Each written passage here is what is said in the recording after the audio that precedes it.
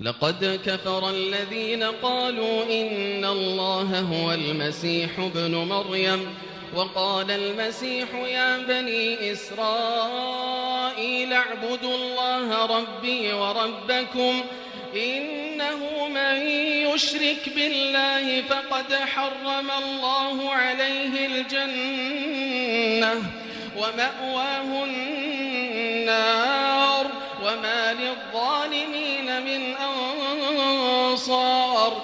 لقد كفر الذين قالوا إن الله ثالث ثلاثة وما من إله إلا إله واحد وإن لم ينتهوا عما يقولون ليمسن الذين كفروا منهم عذاب أليم.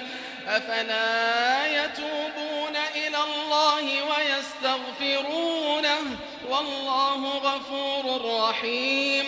ما المسيح ابن مريم إلا رسول قد خلت من قبله الرسل وأمه صديقة كانا يأكلان الطعام انظر كيف نبين لهم الآيات ثم انظر أنى يؤفكون.